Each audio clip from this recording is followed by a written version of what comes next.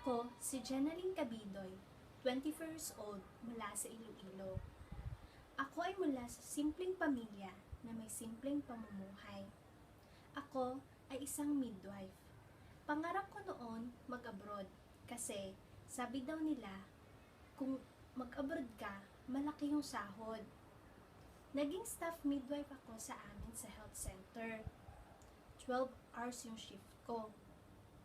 Nakaka-stress kasi lahat sa amin. Tapos panganak yung pasyente, kami pang maglilinis ng ginamit ng pasyente, magtutulak, at magtatransfer ng pasyente. Kaya nakakapagod.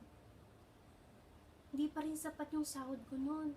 Kaya, nagdagdag ako ng trabaho. Nagki-caregiver ako pag off days ko. Hindi pa rin sapat. Nag-sideline ako. Nagbenta ako ng mga gulay, vitamins sa mga kasamahan ko. Hindi pa rin sapat. Hanggang nangutang ako. Nakipagsapalaran ako dito sa Singapore bilang healthcare assistant. Kahit hindi pa yung profession ko, baon ko pa rin ang aking pangarap na balang araw may ahon ko ang aking pamilya sa kahirapan. Kahit nagtatrabaho ko dito, nag-isip pa rin ako ng ibang pagkakaitaan. Hanggang na-meet ko si Miss Michelle. Siya ang nag-introduce sa akin sa Real. Noong una, hindi ako nagtiwala. Kasi baka isa lamang itong scam. Ganun pa man, nakuha niya yung atensyon ko nung ipinakilala niya yung produkto ni Real sa akin.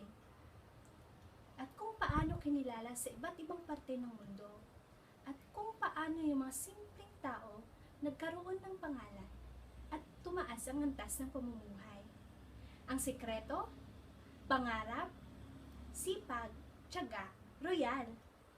Ang produkto kasi ng Royal ay may mataas na kalidad, epektibo, at maraming benepisyo. Kaya siguradong yung kita.